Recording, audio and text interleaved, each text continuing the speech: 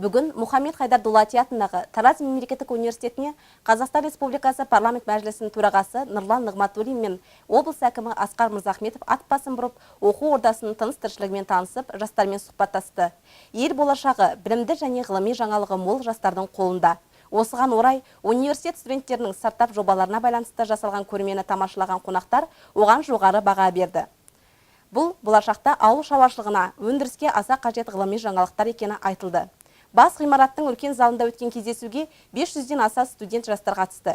Жиынды ашқан университет ректоры Махметқали Сарыбеков бұл жиынның тарихи кезеңмен тұспа-тұс келгенін, елбасы тапсырмасымен жоғарғы оқу орындарының академиялық және басқару дербестігін кеңейтуге арналған заң қабылданғанын және бұл заң аймақтық университеттердің дамуына жол ашатынын айтты. Сөз тізгінін алған мәжіліс төрағасы ең алдымен барша жастар жылымен құттықтап, Мұхаммед Хайдар Дулати атындағы Тараз мемлекеттік университеті ең озық, заман талабына сай университет. Сондықтан өңір жастарының патриоттық рухы әрдайым биік болуы тиіс деп есептеймін деді. Сондай-ақ Жамбыл жері қаймағы бұзылмаған қазақтың қара шаңырағы.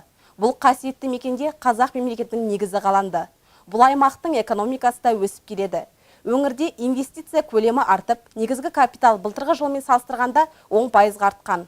Ал тұрғын үй құрылысын жүргізу қарқыны 20%-ға өсті. Бұның барлығы ел жастарына жасалған мүмкіндік. Болашақ бағдарламасымен оқыған 12 мың жас мамандар бүгінде елімізде әр салада қызмет етуде. Биылда жастар үшін жаңа бастамалар бастау алмақ.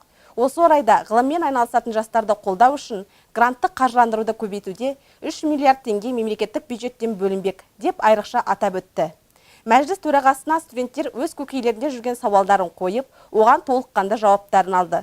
Аймақтағы ауқымды кездесудің соңында Махметқали Нұрғалиұлы жамбылдық жастарға жайбасарлық жараспайды дегеле барша жасты белсенді болуға шақырып, келген қонақтарға алғысын білдірді. Гүлбақыт Берікқызы, Елнұр Мұхтаров, Тармулаев.